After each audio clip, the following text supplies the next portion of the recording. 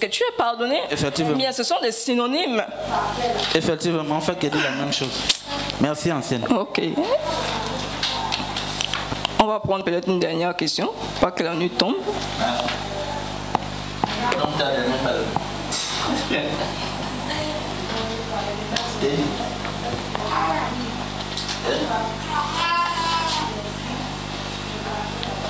Oui, ancienne, puisque personne ne veut parler, je veux parler. Non, je veux vraiment que, de manière très simple, hein, que vous me dites comment se réconcilier avec Dieu, de manière simple, basique. Pour quelqu'un, par exemple, qui vient de rentrer, un jeune à la foi, voilà, qui vient vous voir et vous dit non, mais ancienne, excusez-moi, comment se réconcilier avec Dieu? Voilà, qu'est-ce que vous pouvez lui dire? Ça, c'est un jeune chrétien qui vient à peine disons de connaître le Seigneur. Et il vient vous voir comme ça, il vous pose cette question-là. Qu'est-ce que vous pouvez lui dire de manière vraiment simple? Alors, de manière simple, un jeune qui vient, qui me dit comment se réconcilier avec Dieu. Alors moi, je dirais à ce jeune-là, je veux revenir sur la foi, crois en Dieu, crois en Yeshua, reçois sa parole. Souvent, il y a des endroits, même les gens font les campagnes d'évangélisation là. Qui va accepter Jésus-Christ aujourd'hui? Moi. Moi. Et puis les gens viennent là, j'accepte. Alors moi, je dirais à ce jeune-là, déjà de croire, d'écouter la parole, de la recevoir. Amen. Amen. Et de se repentir. Parce que c'est le premier pas, se repentir.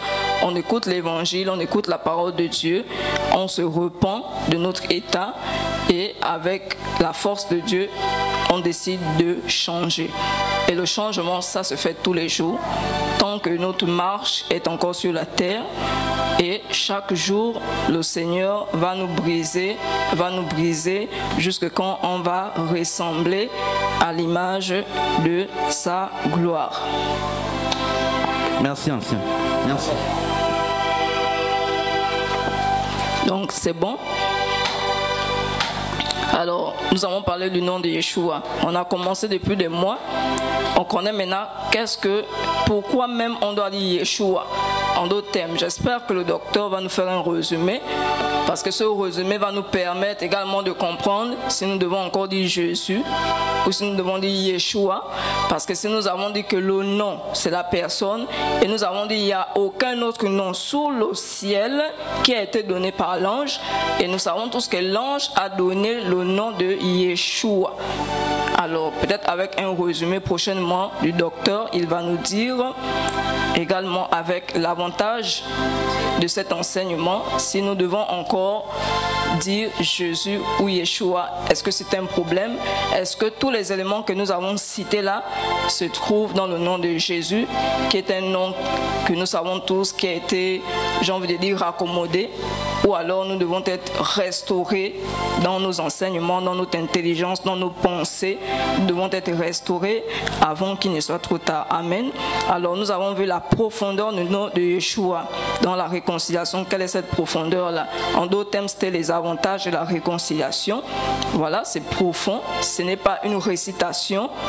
Yeshua, ce n'est pas un nom que l'on récite simplement, mais c'est également un changement de position.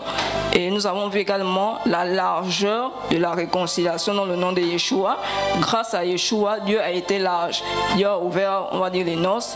Il a ouvert, il a étendu cela, parce que, comme on disait, Dieu comptait sur le peuple d'Israël. Il comptait sur les Juifs pour porter son nom dans le monde, mais malheureusement, par le comportement des Juifs, il a dit qu'il va aller vers des nations païennes qui vont adorer son nom. Et il dit, l'heure est déjà venue où les vrais adorateurs m'adoreront en esprit et en vérité. Amen. Alors je vous remercie pour le temps que vous m'avez accordé pour cet enseignement. Que Dieu vous bénisse.